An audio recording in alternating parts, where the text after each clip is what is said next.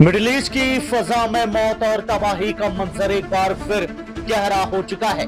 Iran ने Israel के अहम तरीन मिलिट्री बेस पर बैलिस्टिक मिसाइल बरसा कर खुलेआम ऐलान जंग कर दिया है और दुनिया को बता दिया है कि ये तो बस शुरुआत है, अभी आग का दरिया बहना बाकी है।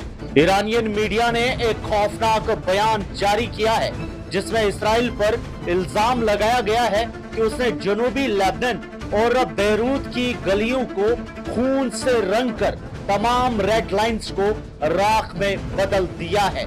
ईरान ने गरज कर कहा है कि अब वक्त की घड़ी रुक चुकी है और हर ऐसी जुर्रत का जवाब सीधा और तबाहकुन होगा। सुनिए IRGC के इब्राहिम जुल्फिकारी का ये बयान और उसके बाद उर्दू में मैं आपको ट्रांसलेट करके बताऊंगा कि इन्होंने क्या कहा।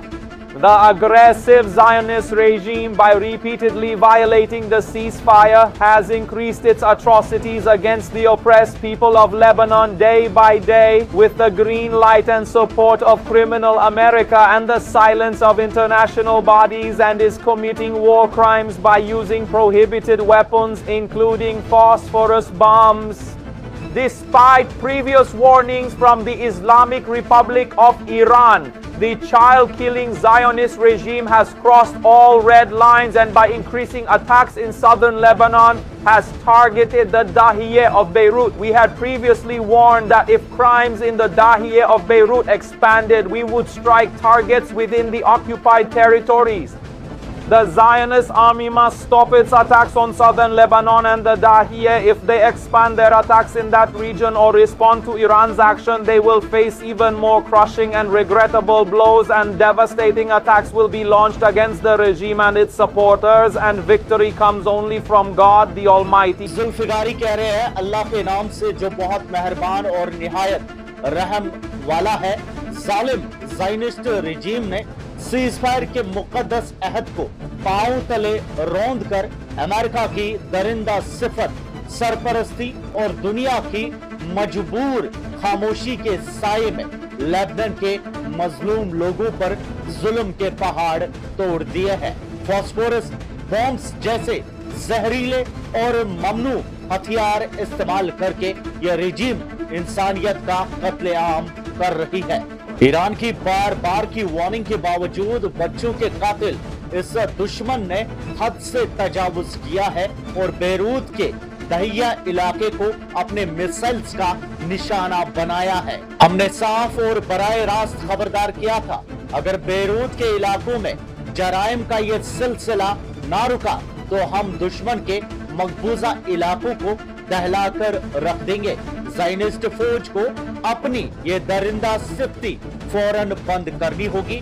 अगर उन्होंने इस आग को और भड़काया या ईरान के इस इक़दाम का बदला लेने की गलती की तो उन्हें ऐसी काबिले अफसोस और तबाहकुन ज़रबों का सामना करना पड़ेगा जो उनकी बुनियादें हिलाकर रख देंगी। फतह सिर्फ और सिर्फ अल्लाहुल कदीर की है।